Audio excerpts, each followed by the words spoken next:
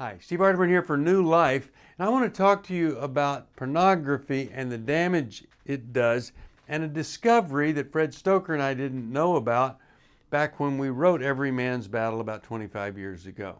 Turns out that when men use pornography, there is a release of the hormone oxytocin. Now, what is that? Well, let's say you're a cave woman thousands of years ago, and you have a baby, and you're nursing that baby. There is oxytocin everywhere, flowing through the bloodstream, in the air. And the interesting thing about that hormone is it's a bonding hormone. In all of that, the mother supernaturally bonds to her child.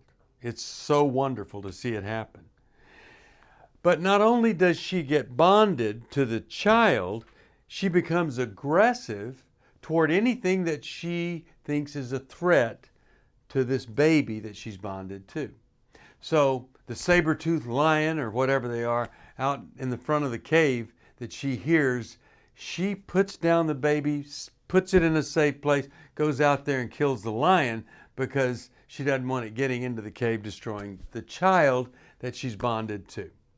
When men use pornography, there is the release of the hormone oxytocin. It's in the bloodstream, it's in the air. And what do they bond to? They bond to the pornography.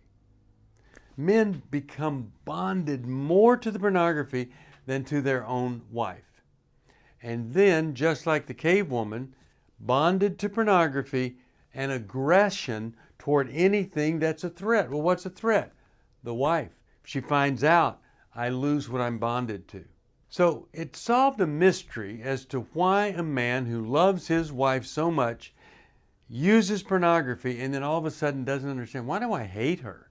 Why is she such an irritant to me? It's because, just like cave woman, bonded to this, aggressive toward any threat. Now, why do I think that's important? Because it points out the fact that pornography isn't just a harmless little thing that you do. It is a physiological phenomena that is generated by pornography, and it will eventually destroy whatever relationship that you're in. So I would suggest find something better to do. Problem is, a lot of people want to find something better to do, but they can't because they are literally dependent or addicted to the use of pornography, because the other thing that's released is dopamine, and that dopamine spike isn't quite as high as using heroin, but there's definitely a mood change. So one of the greatest things is when we come to that realization, I can't do this on my own. God can, and I'm going to let Him.